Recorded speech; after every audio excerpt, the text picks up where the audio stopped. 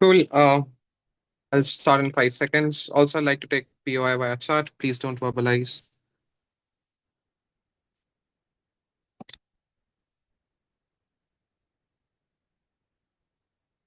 Starting my speech on the reverse count of three, two, and one.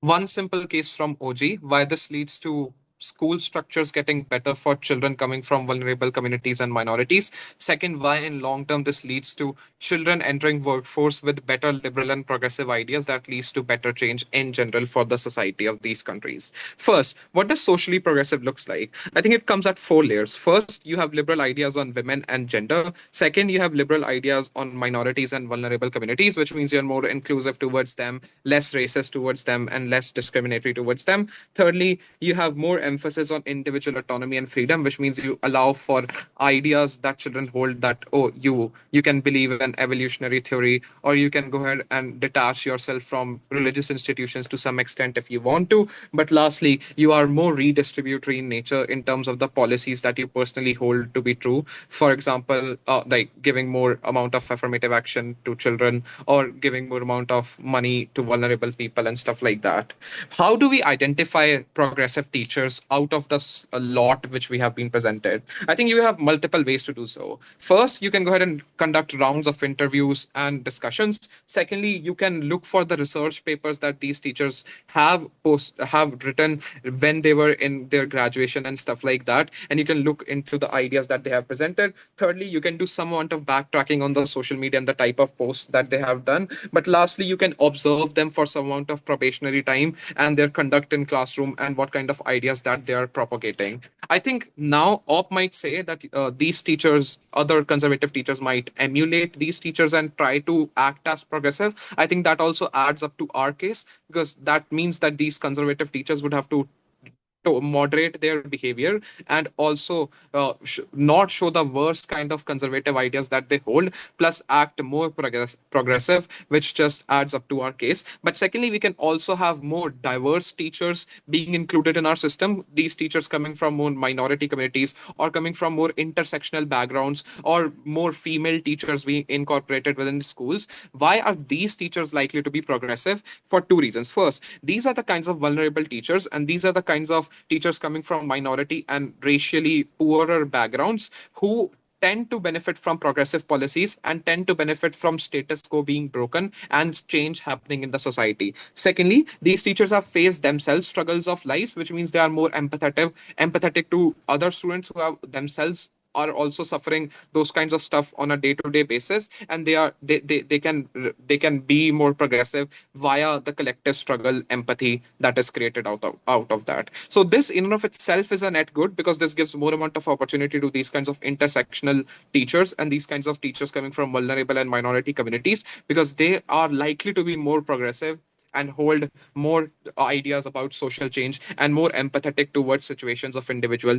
children, as opposed to conservatives who benefit from status quo within these kinds of countries and are likely to come from privileged background in and of themselves. Why is then this is a good thing? No teachers coming from diverse backgrounds and generally being progressive or moderating their behavior to reduce the amount of conservatism within the class reduces the amount of discrimination that they undertake amongst the students within the classroom environment. What does this discrimination looks like? Not answering questions, giving less amount of attention, delegitimizing their views when they talk about freedom and stuff, going ahead and grading them differentially because you have inherent bias. A lot of this is done consciously, but a lot of this stems out of subconscious biases that these teachers might hold because of their backgrounds and their ideology. Why is this a good thing to reduce this kind of discrimination? First, this makes these children coming from those kinds of backgrounds more included and reduces the amount of disengagement that these children hold into the class. But furthermore, these children coming from these kinds of background which are most likely to be discriminated are also most likely the most disprivileged children. Hence, having them more amount of better quality education gives them better chances within school systems, gives them even if 10% more likelihood out of less discrimination to feel good about themselves or enter a better college, I think that's a net good on scale. Second, this reduces the complacency that teachers hold. Even if conservative teachers are not blatantly racist or blatantly anti-minority, a lot of times other children conduct these kinds of stuffs and bullying, and these conservative teachers are more likely to be complacent about that or act when a worst harm threshold has been reached. Before that, they just don't act upon these kinds of stuff and don't stop discrimination from happening. Progressive teachers are likely to step in earlier and point out to the subtle discriminations happening, and hence are less likely to be complacent about the stuff that is happening. This is good for these communities. But lastly, this allows for more amount of expression within the class of ideas which are not seen conservative or which are just not retracting to the status quo. This improves critical thinking skills within the children because now they are free to roam around ideas, but also this allows them to detach themselves from the conservative backgrounds they are coming from and think about, oh, maybe I can be an atheist in future. My teacher is also holding these kinds of views. Maybe I am also legitimate in holding these kinds of views and stuff like that. Why is this important? First, children spend significant amount of time in school, which means interacting with these kinds of ideas and being in a safe space is better for them. But POC. secondly, yeah, go ahead. Okay. Do these teachers need to be more progressive than average in all of these categories, or can they have it on net benefit? Ergo, if a racist teacher supports freedom and land reform, can they be hired?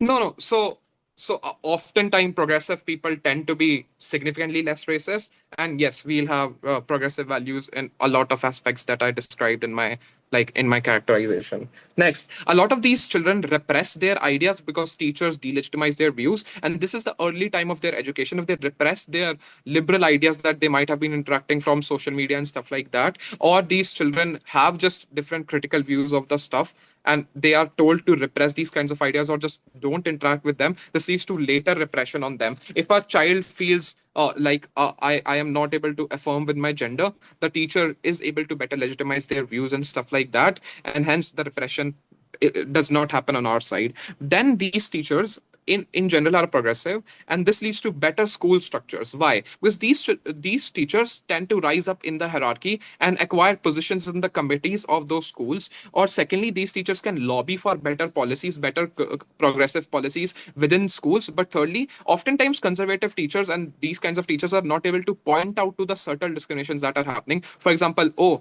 in the entrance of our school there is no place where wheelchair can go through, or a blind or braille is not written on the toilet washroom doors, etc., that oh, this is where you should go and stuff like that. These are the kind of discrimination policies that they can point out to in a better way, plus in general make school boards better and have more progressive policies within school structures. Super proud. Thank the speaker for their remarks. We'd now like to invite the leader of opposition. Here.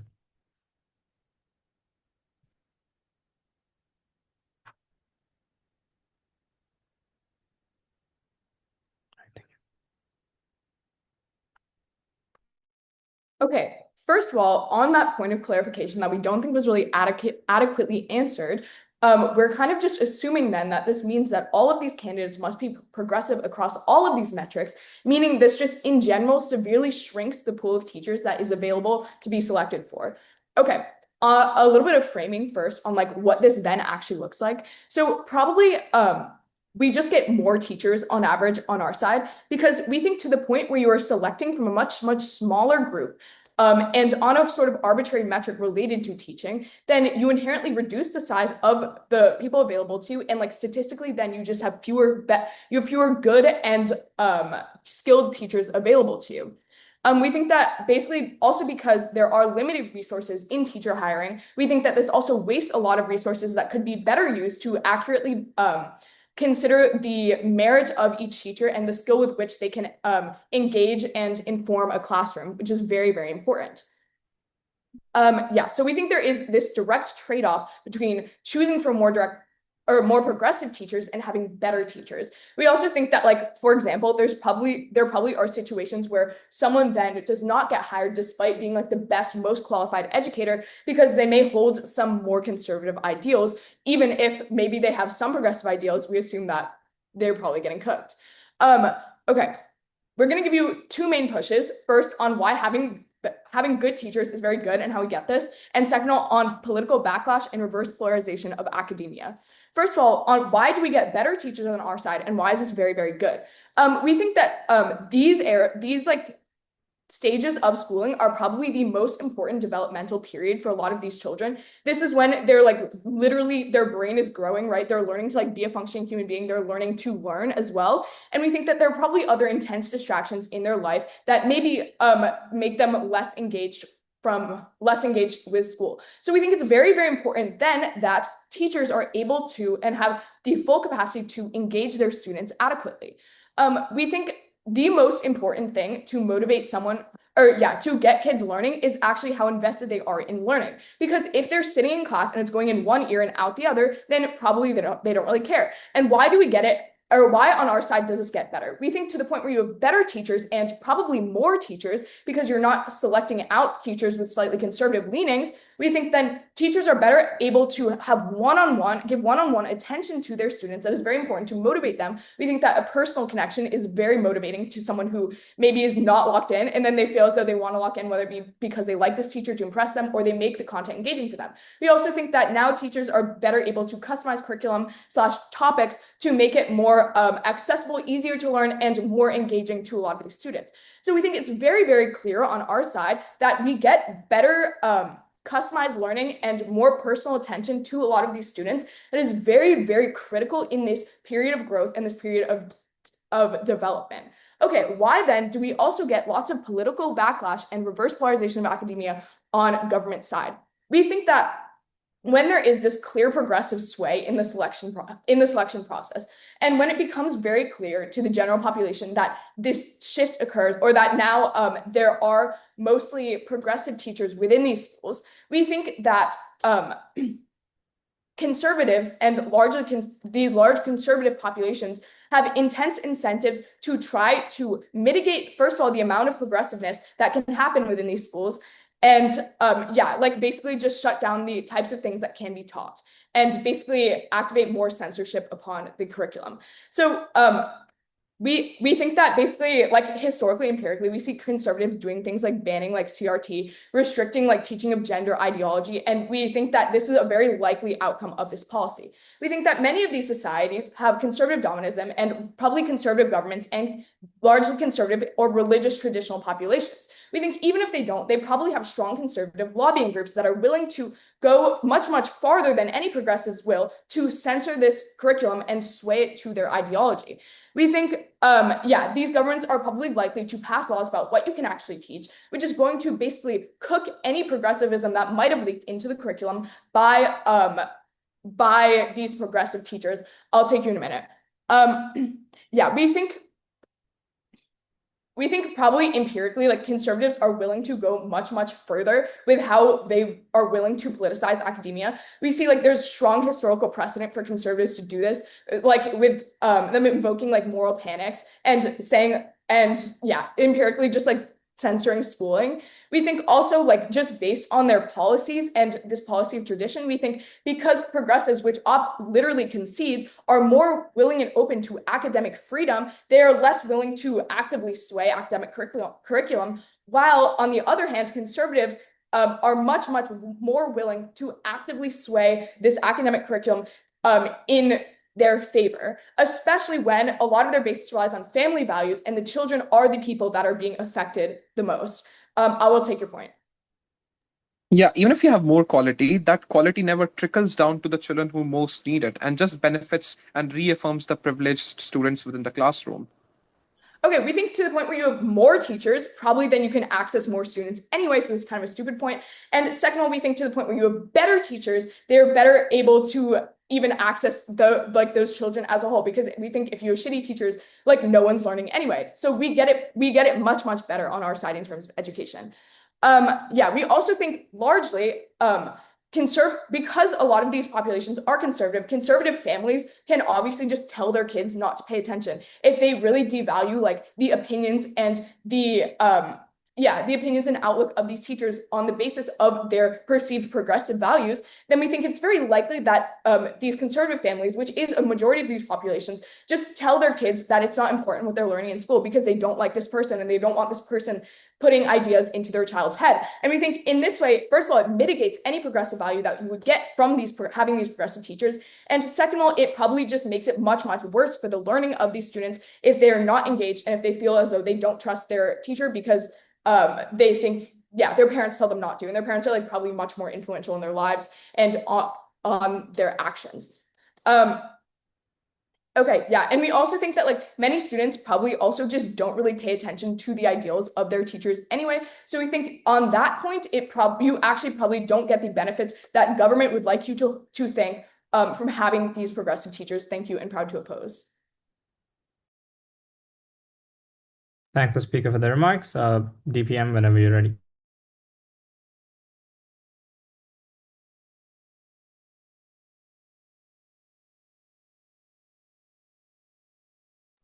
Hi, can I be heard? Perfect. I'll take POIs from anyone. Just give me 1 second. Hi, chat, please.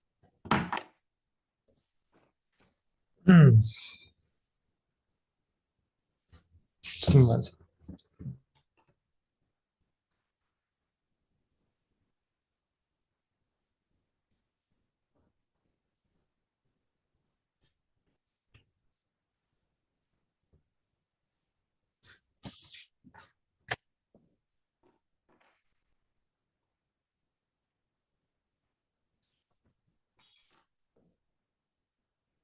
Firstly, on responses. Secondly, I'll be on the impacts that we get from opening government. First on responses. The first thing opening opposition says is that you will have to a weird burden pushing of saying you will have to take all the metrics into account. Like, okay, we do that, and then they say that you reduce the supply of teachers. That's not true. We just create a tier. The people who rank the highest, they get the job. So that's not an issue. We don't decrease the supply of the teachers. It's just that the teachers who rank higher, it's just like any other test to begin with. Secondly, Kinshuk explained in the model very explicitly that there will be some meritocracy that will be also taken into account. Like it's not like you don't know anything about the subject and you'll be made the teacher, you know some stuff about it. So it heavily mitigates opening opposition. But we are willing to engage with the core trade-off of this debate, which is that if you have a Nobel Prize winning physicist coming to teach in a school, but he's a racist fuck, we will not hire him to begin with. That's the trade-off we are willing to engage. Why is this justified? The first thing to note here is on merit, that primary school teaching does not really require very complex formulae. Like the motion slide says, it's primary and secondary school teaching. You do not require people who have like complex education and derivatives and stuff like that to do all this kind of education. What you need, and note this is important, because the kind of education and the kind of merit you are looking for in a teacher is not the kind of academic merit that opening opposition wants to talk about. People can be very good in the field of study that they are in, but that doesn't really translate into material test of success of children wanting to engage with that stuff. Stephen Hawking might have not been a very good teacher. The next thing to note here is why is this true? What matters is stuff like this is important. The thing that matters and things that you should look for in teachers in primary schools is which teachers make better interactions in the classroom, which teachers have the ability to create all that stuff and can create more safe spaces for these people. Why does this matter? So why is this true? Because the ability for a child to be receptive to education is contingent on him feeling that the education space itself is safe, and he can actually feel safe in a mental sense so that he can be receptive to the education to begin with. You cannot engage with education if you feel everybody around you is just questioning of your identity and is hostile to you. That is a very terrible environment to live in. But why does this matter? Let's take the trade-off. Maybe we do a trade-off on some quality of education in the worst case, which we don't. I already proved that. But even if you do, note the benefit that they're accruing is on the majority of people who do not come from minorities, who are not queer, who are probably not religious minorities and stuff like that. That's the kinds of people that on their side of the house you give benefits to. These people anyways can go to tuitions and do all these stuff. But the more important thing is that the people who are minorities, people who are far more vulnerable, they are the ones who rely on this education the most, and they are the people who require this the most. We do not want to instrumentalize these people as a means of getting the other people getting better education. So the matter more in this debate. The second thing that they say is conservative, and that is just mitigation, which is that they say conservative parents will ask their kids to not pay attention in school. There are two responses to this. First, they never prove the capacity of these parents to do this. Like, maybe you do say this, but like, how do you enforce this? You actually, when your kid is going to school and you're spending 8 hours in the school, it's super unclear. How can you literally segment the ideas that are coming into the kid, right? Like that's not possible. So the capacity itself is not present. But secondly, you do not have incentives to do this, in the sense that parents cannot say that don't do anything, because this is engaged in the behaviors that these children do. Like, it's not like I am going to teach progressive education. It's in the sense that that changes radically people, but it generally shows in behaviors, and it shows in classrooms and stuff like that, and some subtle ways in which you do all this stuff. What this means is that the parents cannot tell you just disengage with school, because school is precursor to education, to good life and stuff like that. Parents still want their kids to do good. Most children are their parents' retirement option, like when they want their kids to actually help them in future. This is especially important in developing countries to begin with. So this is super important, and that's why I think this is open opposition out. Let's talk about our impacts. There were 4 impacts that we talked about. The first is the fact that we create classrooms and school spaces far better. And there are 2 broad and sub impacts of this. First is that kids generally face less discrimination, and this is because some teachers tend to be racist because of the backgrounds that they come from. They tend to be homophobic because of the backgrounds that they come from, and they were never challenged, because the echo chambers they were in earlier, they do not want to change these kinds of things now. What we create is not only an incentive for these teachers to change themselves and regulate their own behaviors, which is a prospective way in which you regulate these behaviors, but also the fact that we have more progressive people in that area, which means children feel less discrimination. But secondly, when these people go up, they create better policies, create more policies for disabled children and stuff like that, which is generally good. The second thing we explain is why in long term we improve the entire atmosphere. And this is very, very crucial, because when teachers teach progressive education, which is oftentimes school is the primary way in which you impart this kind of education to these kids, because other areas, as context like says, are far more conservative. School oftentimes is the precursor to giving you this progressive education in the first place. And note, this is crucial because schools actually create your mental frameworks from childhood. So this is very, very crucial in imparting progressive values to these people. Closing opposition, do you have a PY? How good are progressive teachers at doing classroom discipline? I'm sorry, can you repeat? How good are progressive teachers at doing discipline to children who are misbehaving? I think they're pretty good. I mean, I don't think that's an issue. Like, I think that's, whatever. So the next thing I will explain is why teachers, when they teach these children, so we have far more progressive values, because when teachers teach these kids, and not just it's not just a long-term impact in terms of children learning these values in future, but it's also children when go back home, they also talk about this stuff with their parents. And note, parents are far less likely to be far less likely to be adversarial to this kind of education. Most instances, the reason why state messaging for progressivism doesn't work for parents is because parents see the state as adversary to them. But when their kids say this stuff, when kids say that these things are important and stuff like that, and I learned this from teacher, you increase constructive conversations between parents and kids, which generally improves the workplace environment as a whole. Lastly, I want to note that if Ob wants to run any meritocratic argument on either side of the house, this debate will have only 100 teachers on either side. They will also break deadlocks using other parameters. Other parameters are likely going to be far more arbitrary. This is a better metric. OG. I thank the speaker for their remarks. We'd now like to invite the Deputy Leader of Opposition to continue the case for side up. Am I audible? I assume that's audible. I don't know. Yeah, great. You're audible. Tremendous. I can find. Okay, 3, 2, 1. Let's just explain this to OG. OG says that more diverse teachers will come from these more majority backgrounds. The issue with this is probably not true. In like Turkey, for example, one of the examples, Kurds, their biggest ethnic minority group, are often quite socially conservative, often quite deeply religious. I think this premise might not be true. The big case, though. The first is that teachers will be less discriminatory and stop discrimination. The issue is here, people who are enforcing the rules, where likely deans, likely student resource officers, like people who actually enforce the rules in school, are still the same. The teachers aren't the people who do the majority of discipline in many of the schools. So I don't know why this changes. I don't know why discrimination stops. The second thing to say is there's more free discussion. I just want to flip this. I think free discussion happens when you have good teachers who are very qualified, because free discussion is a uniquely good way of getting students to engage with each other and learn the subject better. This means when you select teachers who have good track records in the past or have good merit, they will likely push lots of free discussion. You can have lots of progressive teachers who just will not push free discussion because they are not good at pushing what is good. They have like traditional views on what is good education. They don't know how to control a class. They don't know how to make 30 kids pay attention and have a discussion, or make them engage enough in the subject matter to have a discussion.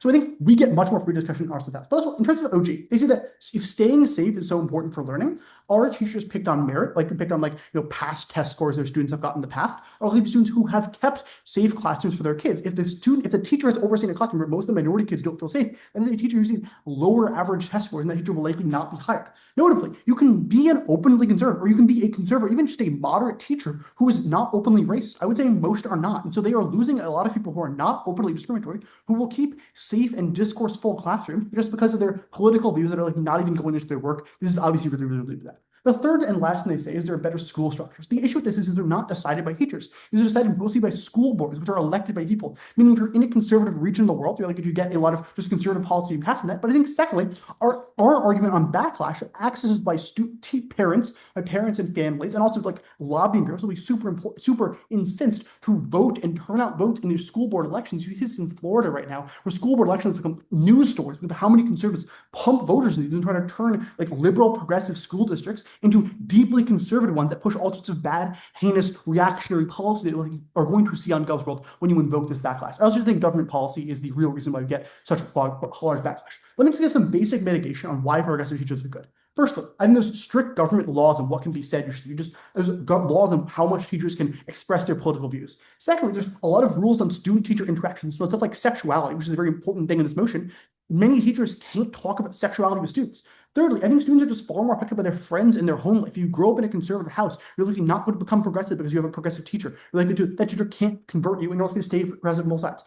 Fourthly, I think this obviously doesn't matter in very many subjects. If you're in math, you're in chemistry, you're in something like trigonometry, you can't really make that very progressive. So I don't think it matters very much. I don't think you actually can push much progressives.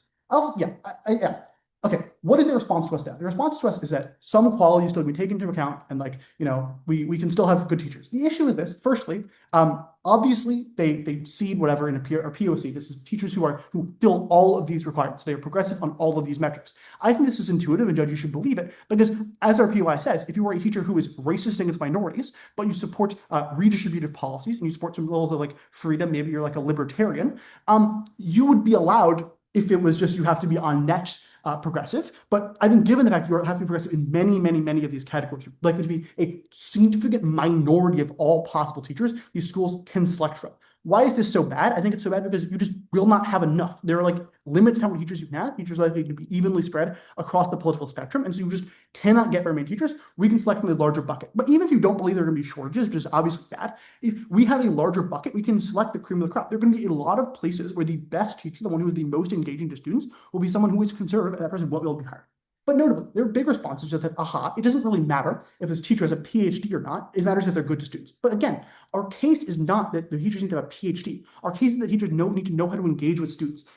Students are distracted. They have games on their phone, they have friends, they have relationships, they have work they're likely doing. They have a lot of things to distract them from paying attention. A good teacher, and I think that has been framed, a teacher that is effective is one that can make a student care about learning.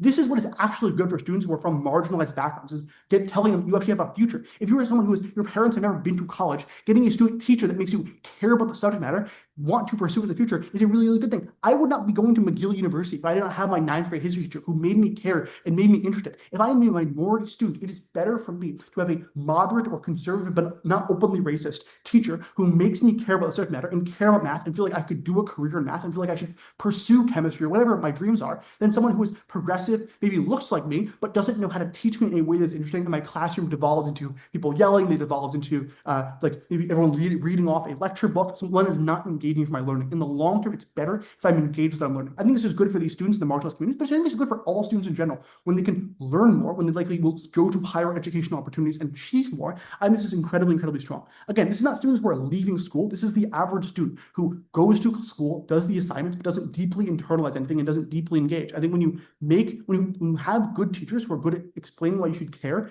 getting kids interested, you get kids who are actively going to engage with learning, and that's incredibly, incredibly important. OG doesn't engage us at all. Our second point is backlash and reverse polarization. The mechanism here is there are a lot of countries that are extremely powerful conservatives. So take Turkey, for example. The AK party is extremely conservative in power. In many societies like Namibia, they're very, very Christian societies with a lot of religious domination. The issue is here, when you do this thing, you provoke a backlash. And as we've explained already in the case, the backlash is like asymmetric. Yes, I'll take beyond.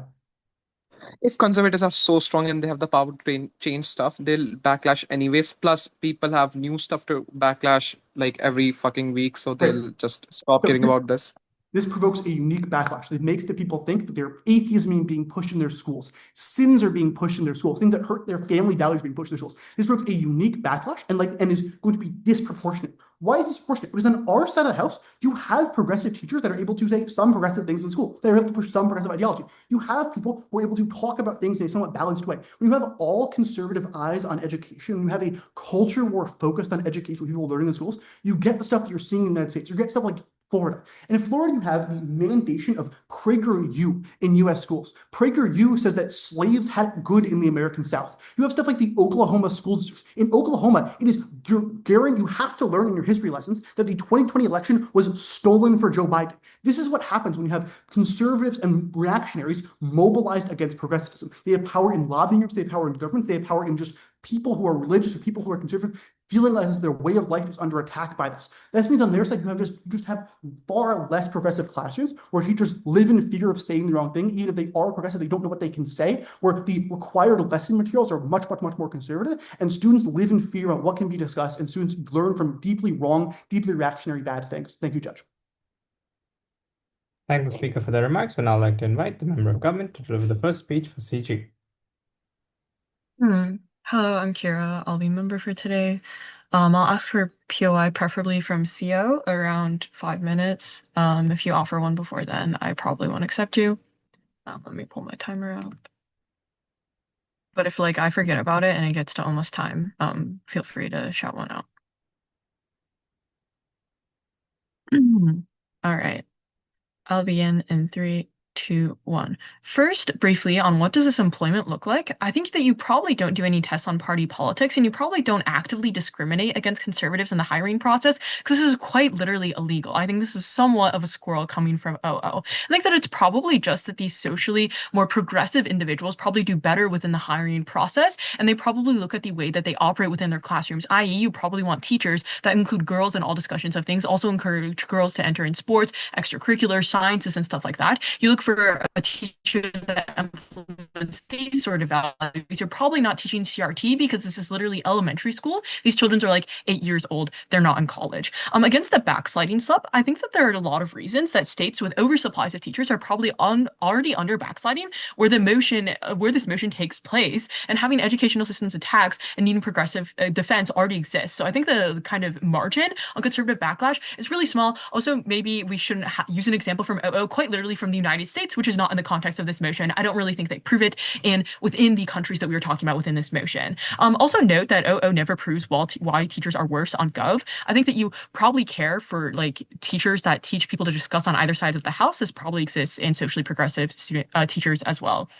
Okay, now we're going to get to the extension that CG is going to give you in today's round. I want to note that I think OG is incredibly vague in this round. CG is going to do a lot of illustration and mechanizations for you. First of all, why does education uniquely trend students' values across decades? I think that conservative norms have the ability to reinforce sexist and xenophobic norms. Note that this is different than the characterization OG gives you, because they say that it's more like teachers will be explicitly sexist, explicitly racist, but I don't think this is true. I think that it often also plays out in the ways that you operate within your classrooms, i.e. a conservative conservative teacher may be more likely to only ask like boys to help move things around the classroom because they believe that women are not as strong as men. They push away women from engaging in sports and other extracurricular activities that are perceived as traditionally masculine because they hold these more traditional values. I think that this is probably the way that it's likely to manifest. But I think that they still are very important impacts on these students, which I will get to later within my case. I think that on the contrary, when we have progressive teachers, we likely see these norms be challenged, and we have progressive norms that will continue instead. But why necessarily do students listen to teachers? Why does this resonate with them and go against these norms? Note that this is the burden that OG misses. I think that first of all is that just teachers necessarily have a sense of authority over students. They grade and sanction students. The kids are socialized to treat these teachers as objective values of power. When they frame these things as calling women, and girls less weak than men, and not pushing women to engage in these extracurriculars as being disrespectful, or you shouldn't, bully girls because you like them and stuff like that. I think that children likely internalize it as a moral truth, not necessarily as an opinion. So these norms manifest not in the exact content that you teach, like OO tries to tell you, but also in the way that you run your classroom, you speak with students, allowing girls to engage in these, non-traditional feminine activities and being more progressive within these values. You're probably not just talking about CRT and stuff like that. But I think that second of all, you probably get a sense of attachment to your teachers. Because you're so young at these age, they're one of the primary adults that you engage in outside of your parents. You view them as cool. I know that when I was in middle school, I had an English teacher that I viewed as basically my mother. I think pretty much everyone has this individual that they're able to feel a sense of attachment to because they see them as someone to give them advice for when it comes to applying to college, to advise them with their extracurriculars and stuff like that, which means that they get this sense of attachment, this emotional closeness, that they're more likely to listen to their opinions. And also they're more likely to, be open to hearing these opinions rather than other individuals. But why necessarily does this classroom influence persist long term? Note another burden that OG misses. I think that first of all, schooling is compulsory and spans 12 years, at least in the United States, similar years in other countries, which means that exposure is literally every single day constantly with your teacher, but it's also universal. All individuals need to go to school because it's compulsory, which means that these students are encountering these teachers daily. They have thousands of interactions with them, so they're likely to see these norms play out and internalize them to some degree because of the repeated exposure of them that, leads to individuals to accept these narratives and internalize them as well. I think that a second of all is probably the influence of group norms. I think that the teacher's stance probably changes peer behaviors, i.e. discouraging exclusion. When you have a teacher that constantly says that you shouldn't call your classmates' lunch stinky just because it's not white people food, this probably means that people internalize that you shouldn't call the food of other cultures to be worse than other ones. I think that when a critical mass then of these classrooms adopt necessarily this teacher's norm, this means that peers also outside of the classroom and in other contexts begin to have these norms as well, and they persist when the teacher isn't even present as well. Then I think third, and really importantly, that this is path dependency and the opportunity structures that exist later in their life. I'm going to actually illustrate this on what we're missing from OG. I think that importantly, teachers guide the placement track you get into advanced class, clubs, and applications for college and higher education. I think conservative teachers are very likely to subtly push minorities and girls away from high status or very STEM orientated, or even just going to college in general. I think that this is really important because this, engaging in these activities early within your education necessarily has the ability to influence your long-run education, what jobs you get and stuff like that. If I didn't have a progressive middle school teacher that allowed me to engage in debate and didn't say that I wasn't as worthy as my male classmates to engage in debate, I wouldn't even be here in this round. I wouldn't have gone to the college that I go to right now because I had a progressive teacher that believed that women have the same ability to access these abilities. I think that even if these teachers are not explicitly racist, explicitly sexist, they still have these mentalities where they will implicitly believe that they should not be within these fields. Maybe women should study more traditional things and not engage within these fields. Why necessarily is this resilient against, cultural norms and, the surrounding differences in ideology? I think that first of all, it's the legitimacy of the teachers of these actors that I've told you before. Actually, I'll take a POI because it's almost 6 minutes. CO? Yeah. Okay, oh. Yeah, this motion says only those who are socially progressive should become teachers. This massive limits your supply. And OG says there are going to be tests on this metric instead of on it says should. At least one progressive teacher on both sides of the house.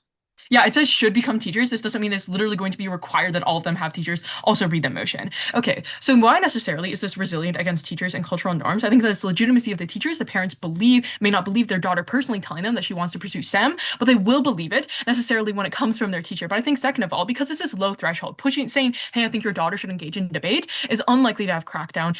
When I was in South Dakota in a conservative area with a conservative family and started debate, there wasn't pushback to this because it's seen as a very low threshold item. I also think that this just means that these individuals are more likely to go for higher education. They're not likely to be pushed out because of these conservative norms. Why is this beneficial in the long term? I think that necessarily you treat people better in the long term because you learn, you should take turns equally. You should not be biased against individuals who are not from the same identical background as you and stuff like that. You probably get network externalities through engaging in extracurriculars and stuff like that. You learn about the types of jobs you want to engage in. You aren't limited by these stereotypes and stuff like that. I also think the time window is like very important because a lot of these regions have increased populist ties. I think we can insulate kids against these normative backslidings and not to solely internalize these conservative values. So happy to propose. Thank the speaker for their remarks. We'd now like to invite the member of opposition. I'll be starting my speech now. There are three metrics used to judge this debate by. First, what are the real effects on children in the classroom, whether progressivism actually transmits in the way that government claims? Secondly, what are the broader societal effects when parents and communities perceive education as now being ideologically captured? And thirdly, how these harms weigh against the potential benefit of having more inclusive teachers. Let's begin with the first thing. Gov assumes that if you staff classrooms with progressive adults, children will absorb these values. This rests on two assumptions. First assumption, children consistently listen to teachers over their families and communities. This isn't true. When authority figures directly contradict the home, this is more likely to entrench resistance. Structural reasons for this: children aren't entirely stupid. They recognize that respecting family is not optional. It's what secures them food. It's what secures them housing and affection. So when teachers are seen as challenging those values, children compartmentalize. They comply outwardly in school, but double down on loyalty to their families privately. Specifically in conservative regions where Gov tries to get the most impact in this debate, this means a progressive teacher is less likely to convert a child and more likely to trigger defensive reactions that bind them closer to traditional norms. Secondly, they assume that when the teachers are progressive, they act in ways that are consistently transmit these values to the children. But if progressivism is a hiring filter, many candidates will learn to perform these values strategically to secure jobs, specifically because there's an supply of this. The mechanism here is incentive distortion. When ideology becomes key to scarce employment, people have reason to signal beliefs they do not actually hold, meaning classrooms may not be staffed with genuinely progressive teachers, but people good at performing progressivism. In that case, the progressive influence that you can have is hollow, and any benefits government bench promises are weak and fragile at best. Now to the second question. What does this policy do to the legitimacy of schools in the eyes of parents and their communities? Schools are meant to be universal institutions. Their power lies in being perceived as places that all families can trust to educate children, regardless of background. Once, however, hiring is explicitly and openly filtered by ideology, schools stop being viewed as something as a neutral place, but more so as an instrument of the state to impose cultural values. The mechanistic harms here are multiple. Firstly, parents withdraw trust from public education institutions. If families believe that schools are now hostile to their values, and it establishes in this debate that these are areas that one, Gov gets the highest impacts, and two, where we accept that this broadly happens, they're more likely to pull children out into private or religious schools, increasing segregation as a whole, because conservative children are educated entirely now in conservative spaces that their parents have picked out for them. This reinforces bubbles and echo chambers that Gov is trying to prevent. Progressivism, which relies on exposure and dialogue and critical interaction, becomes harder to spread because spaces where conservative and progressive children interact shrink. Secondly, schooling becomes entangled in broader narratives of government overreach. In many societies and in many places already, there is already suspicions of that state programming targets children. Think of things like vaccine skepticism, like sex education or dietary guidelines, and people thinking that they're trying to stuff chemicals into children. Adding ideological filtering of teachers fits very neatly and precisely into this pattern and gives these narratives more credibility. The mechanism here is this tipping point. Even parents who might not have cared how they feel before about vaccines now feel validated in distrusting public schools, and lobbying against them becomes a lot more effective, directly undermining long-term public education funding. Thirdly, once perception of this politicization takes hold, it's nearly impossible to reverse. And this is how we weigh all other teams in this debate.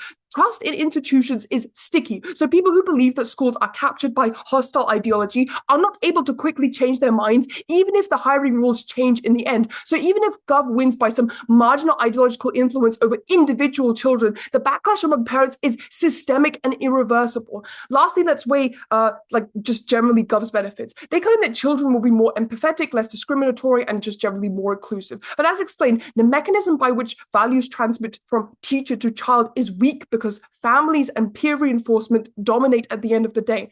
By contrast, the backlash mechanisms that we provide to you in our debate, in this debate, that prevent a withdrawal and increase segregation of these children legitimizes anti-state narratives, and which are more robust and more likely to happen. So even if progressivism transmits slowly under neutral hiring, it does so through organic social change and exposure in pluralistic classrooms. Note here also, most teachers go to university, and most university-educated individuals tend towards liberal feelings and ideologies anyway. What filtering does is it accelerates the kind of backlash and ultimately produces fewer opportunities for dialogue in the first place. If Gov also claims that progressive teachers reduce exclusion in the classrooms, for example, by making sure girls are called on as often as boys, this is true of any competent teacher who is trained in educating children. You don't need ideological filtering for this. Things like teacher training, oversight, and professional standards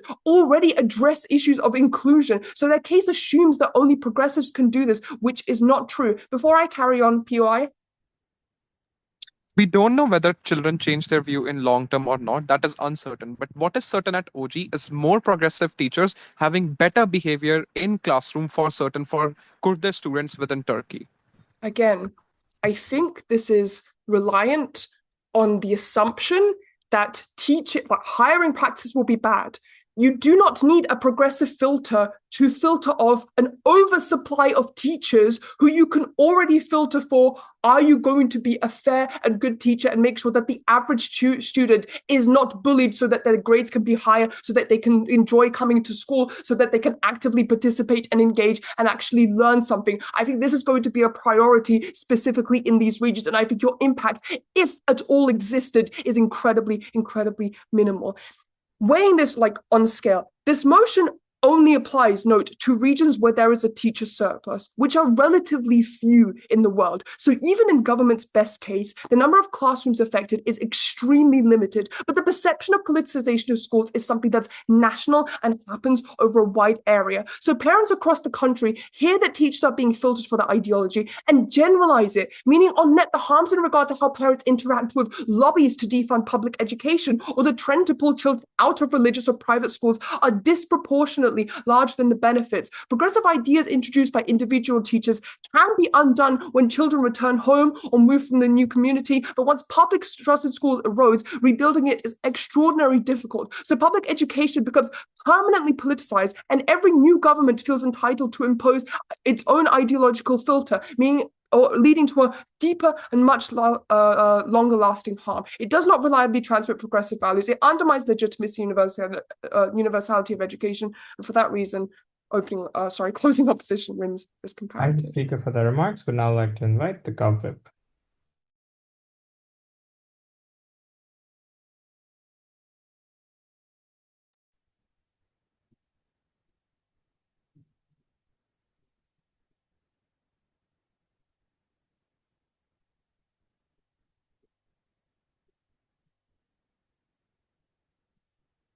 Okay, POI is in chat, should be good. I'll call on it.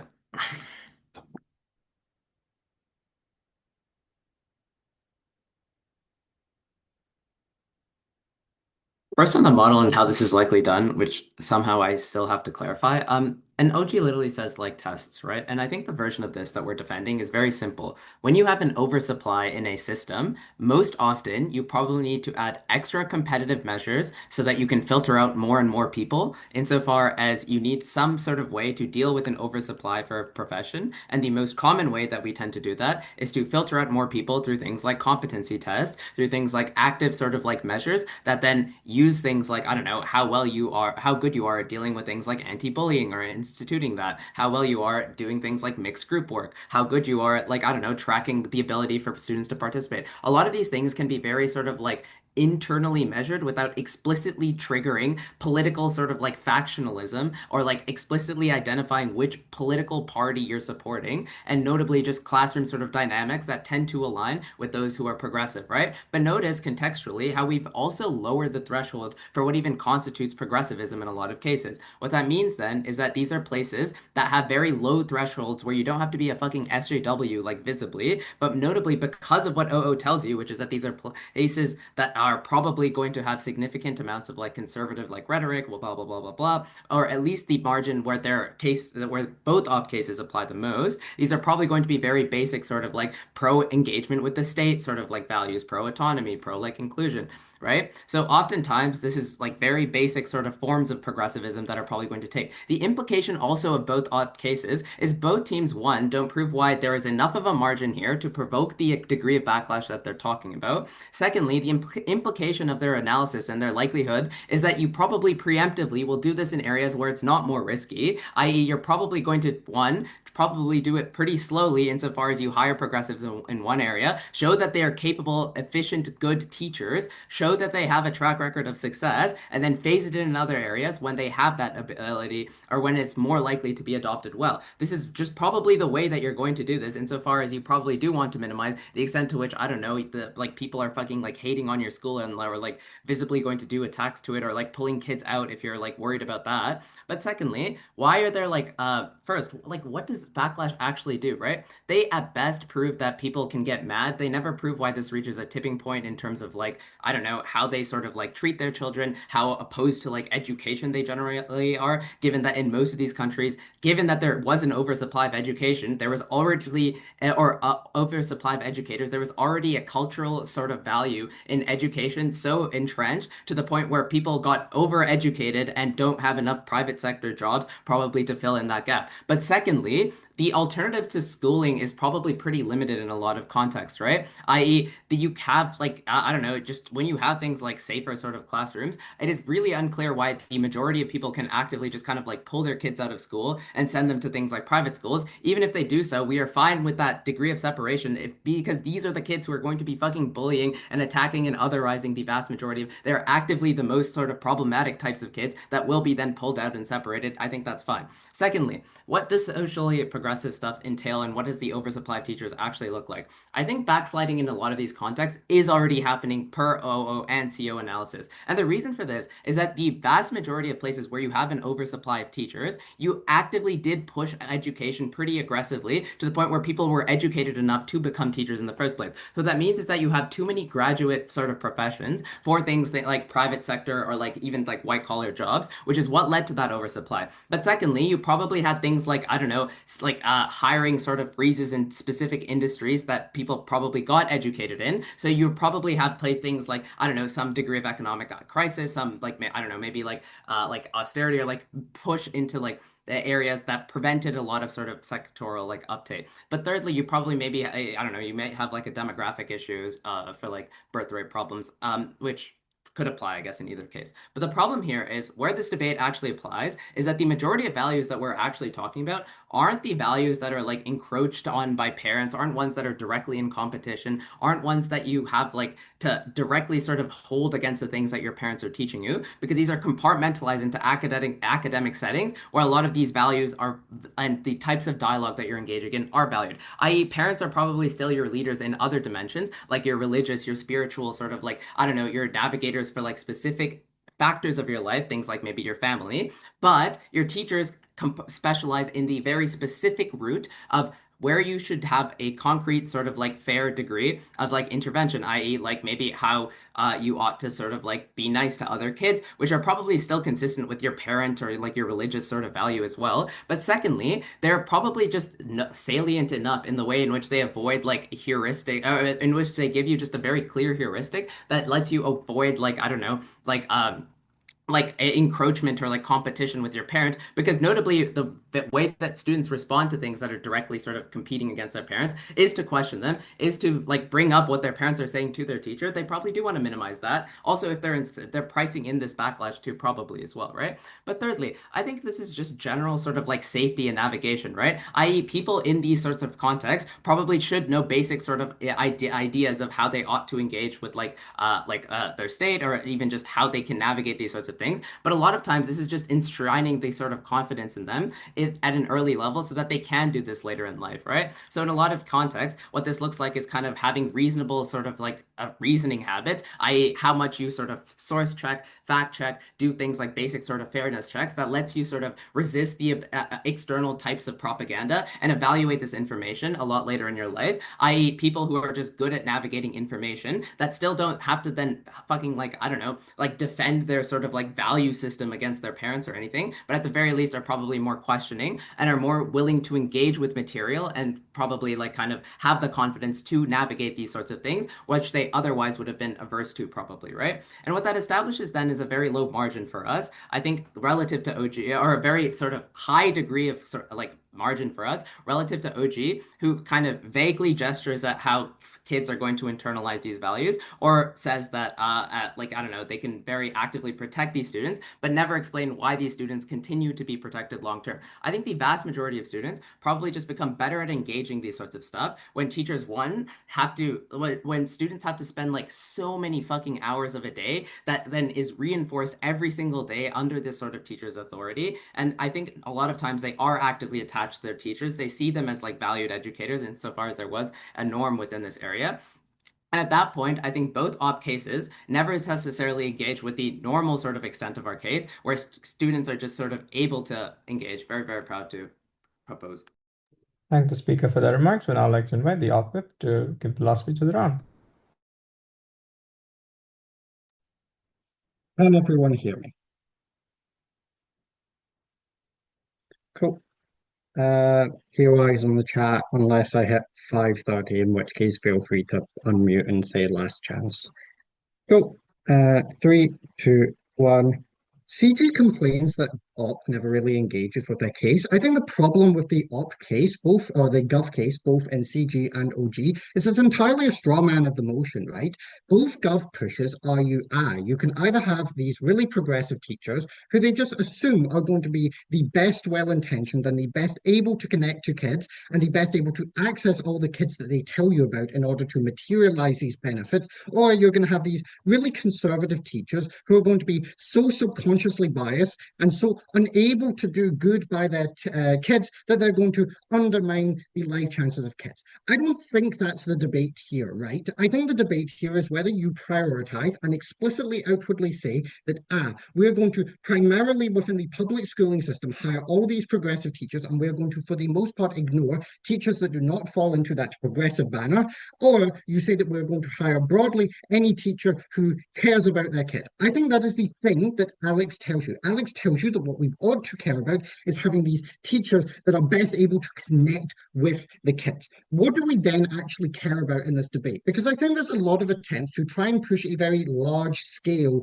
impact. But what Alex tells you is that, like, look, there's very few regions that actually have an oversupply of teachers, which is kind of the key, right? You're going to have more teachers than you can actually hire within this public schooling system. There's going to be teachers left over. This is really, really important for the impact that we're going to bring out within this, right? So we have to look about the long-term impacts. How does this longer term harm the social engagement between kids and between different groups? Because think about what Alex tells you, right? One is that there is a key backlash that you get from kids. Notice the opening opposition talks about backlash, but they primarily talk about it in this really Americanized context, right? They tell you, the parents are going to vote out these school boards, or you probably just have these really, really conservative governments. These are all just asserted speculative claims. What Alex tells you is very specific and very detailed, which is that because the public schooling system is a monopoly, right? You only have one option of where to send your kid when you engage in public schooling. It is the public school that you have access to. This feels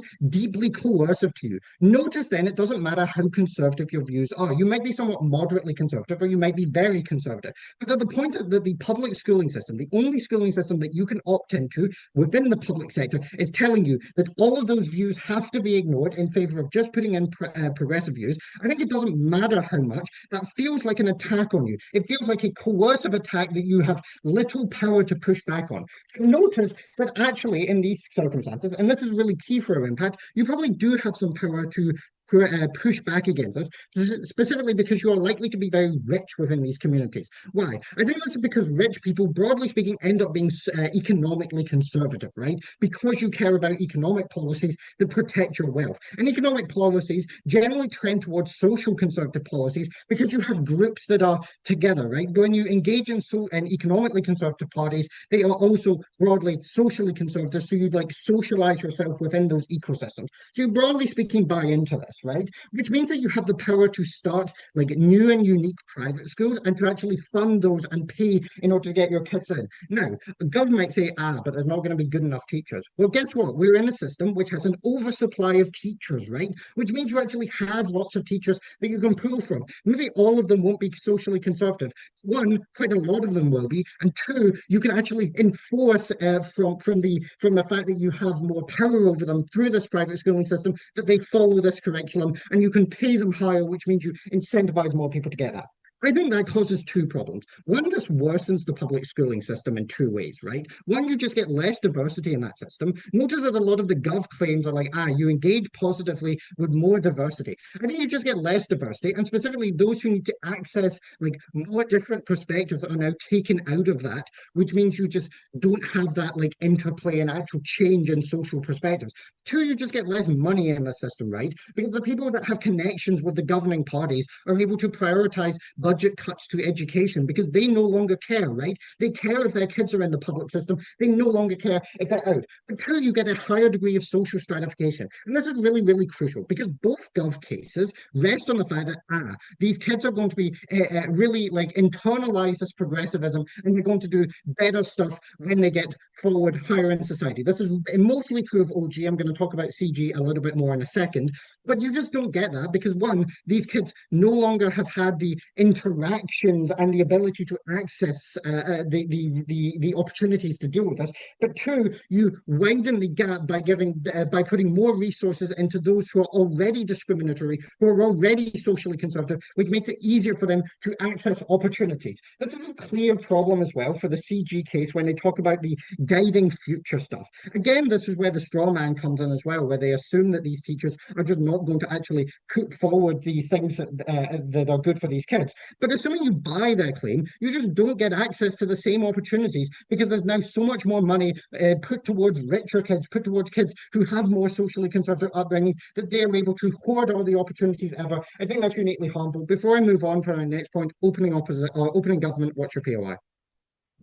Conservative schools tend to be worse in terms of education like religious schools. So parents, even when we are getting more liberal, are not likely to opt out of those kinds of education system because they care about the economic well-being of themselves and their children.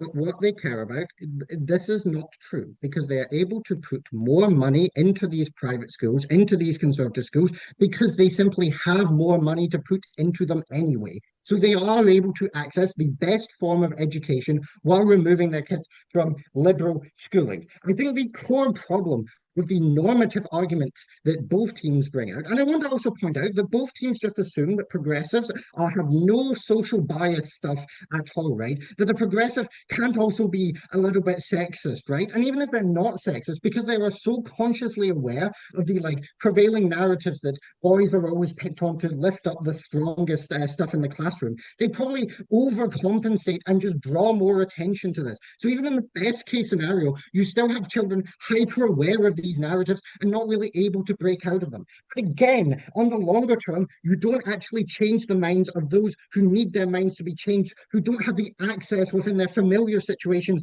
to any kind of countervailing narrative. This is really key, right? When kids from conservative backgrounds are pulled out of this education, which Alex tells you why it's likely to happen, you just don't get the ability to reach these kids, which means you have further entrenchment of these things.